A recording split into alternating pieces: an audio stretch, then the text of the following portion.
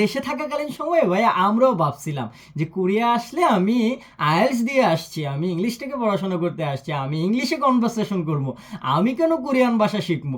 তো এই চিন্তা ভাবনা আপনার আছে এখন, আমারও ছিল। যখন ইউটিউবে ব্লগ দেখতাম তখন অনেকে বলতো যে ভাই কোরিয়াতে আসলে কোরিয়ান ল্যাঙ্গুয়েজ অবশ্যই জানিয়ে আসবেন, না জানলেও বেসিক কোরিয়ান জানিয়ে আসবেন।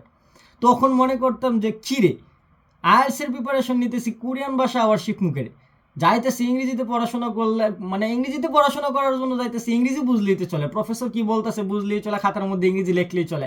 But but the harsh reality হলো আপনাকে এখানে চলতে হলে তাদের ভাষা জানতে হবে, তাদের ভাষা জানতে হবে, তাদের ভাষায় তাদের সাথে কথা বলতে হবে।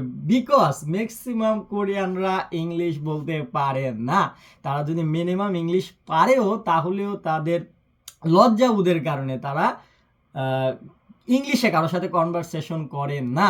দেখা গেছে মানে আপনি পাবেনই না, ম্যাক্সিমাম উচ্চশিক্ষিত মানুষও এই জিনিসটা মানে তাদেরকে ছোট করে বলতেছি না, কারণ তারা তাদের ভাষাটাকে প্রায়োরিটি দেয়, তাদের মেন প্রায়োরিটি, ফার্স্ট প্রায়োরিটি হলো তাদের নিজের ভাষা।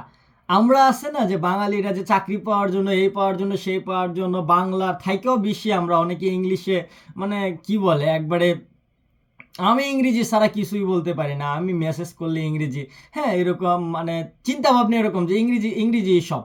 কিন্তু তারা দেখা গেছে বা এই জিনিসটা আপনি চীনেও মানে কি বলে জিনিসটা আপনি আইডিয়া করতে পারবেন। তারা আমরা যে ইমিগ্রেশন ক্রস করার টাইমে এয়ারপোর্টে তারা এই যে উপরের উপরে এত উপরের পোস্টেও যারা আছে তারা মিনিমাম ইংলিশে আপনার সাথে কনভারসেশন করতে পারবে না, কিংবা পারলেও আপনার সাথে করবে না, কারণ তাদের ফার্স্ট প্রায়োরিটি হলো তাদের তাদের তাদের ল্যাঙ্গুয়েজ।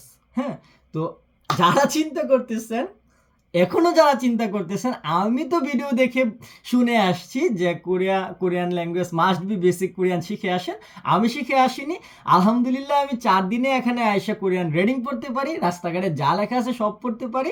এখন আমার 3 মাস হয়ে যাচ্ছে, আমাদের 2টা ক্লাস আছে, একটা হলো কম্প্রিহেনসিভ কোরিয়ান আর একটা হলো এক্সপ্রেশন কোরিয়ান।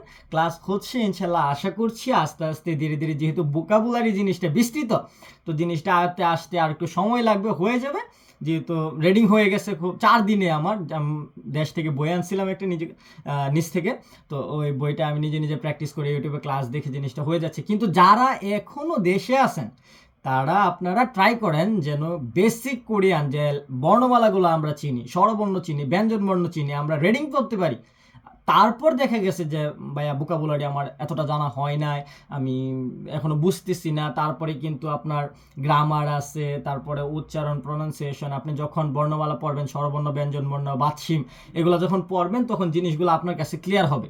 হ্যাঁ, তো আমি বলবো আপনাকে, আমি বলবো, আমি শুনে আমি করিনি, কিংবা 90% পোলাপান করে আসতেছে না, বাট এখানে এসে বুঝতেছে যে এই ভাইয়া বলছিল যে দেশে থাকতে বেসিক কোরিয়ান জানি না আসো।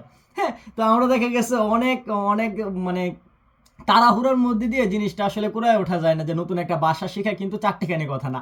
তো এখন যাদের মানে মিনিমাম সময় আছে যে আমরা ট্রাই করতে পারি যে কোনো কিছু নিয়ে আপগ্রেড করা যায় আমাদের কোরিয়ান ল্যাঙ্গুয়েজের উপর লেভেলটা, তো যাদের এই টাইমটা আসছে আপনারা বাসায় প্রিপারেশন নেন, আপনারা একটা বই কিনে নিয়ে আসেন, আপনারা ওই বই অনুযায়ী, কিংবা ইউটিউবে ক্লাস আছে, কোরিয়ান ভার্সেস বাংলা টিভি আছে এক ভাইয়ার, ওনার ক্লাস আমি ফুল যে বেসিক কোরিয়ান ল্যাঙ্গুয়েজ কোর্স আছে এটা ফুল ক্লাসগুলো আমি করতেছি, আরেকটা হলো গ্রামার কোর্স।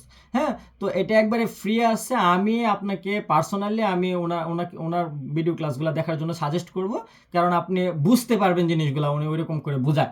তো অনেক ভালো ভালো চ্যানেল আছে, আপনারা যারা দেশে আছেন তারা ইউটিউবের থ্রুতে আপনারা জিনিসগুলো আয়ত্ত আনার চেষ্টা করেন, তাহলে আপনার কোরিয়াতে আসার পরে জিনিসগুলো বুঝতে পারবেন। ঠিক আছে, দেখা হচ্ছে আবার কোনো ভিডিওতে, আবার নতুন একটা টপিক নিয়ে।